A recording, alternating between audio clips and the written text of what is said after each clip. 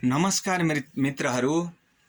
यो प्रसङ्ग त्यतिखेरको हो जतिखेर भगवान श्रीकृष्ण पाण्डवहरूलाई राज्य दिलाएर स्वधाम जानका लागि तयारी हुनुहुन्थ्यो। त्यो अवस्थामा एक्कासी उहाँलाई भीष्म पितामहको याद आउँदछ। जतिखेर भीष्म पितामह सरसैयामा थिए, उनको इच्छा मृत्यु थियो।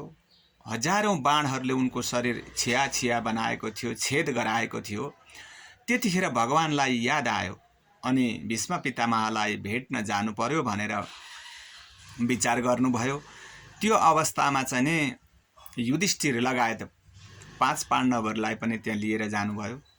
अनि किन लानुभयो त भन्दाखेरि पाण्डवहरूले राज्य सञ्चालन गरेका छैनन्, राज्य चलाउन जानेका छैनन् कि स्त्री धर्म, सामाजिक धर्म अनि दान धर्म आदिका विषयमा पनि भीष्म पितामहले बताइदिन्छन् भनेर चाहिँ नि भगवान श्रीकृष्णले युधिष्ठिर लगायत 5 पाण्डवलाई लिएर जानुभयो। त्यतिखेर भीष्म पितामहका नजरहरू युधिष्ठिरको अनुहारमा पर्यो। खिन्न चित्त अवस्थाका युधिष्ठिरलाई देखेर भीष्म पितामहले सम्झाउनु भएको छ। त्यो म यहाँ कविता मार्फत यहाँहरूलाई श्रवण गराउँदैछु, सुन्नुहोला अनि प्रतिक्रिया दिनुहोला है त।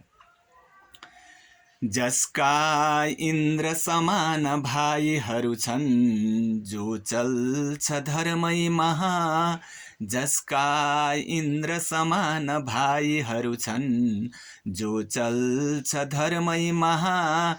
जसकी पत्नी पतिव्रताहरू विषे मुख्यै गनिन्थिन् यहाँ। जसकी पत्नी पतिव्रताहरू विषे मुख्यै गनिन्थिन् यहाँ। जसका साथ हरि बस्नुहुन्छ सब दिन, सँगमा सहाय भए। जसका साथ हरि बस्नुहुन्छ सब दिन, सँगमा सहाय भए। क्या आश्चर्य उनै युधिष्ठिरजीले बस्नु पर्यो तापसै। क्या आश्चर्य उनै युधिष्ठिरजीले बस्नु पर्यो तापसै। धन्यवाद।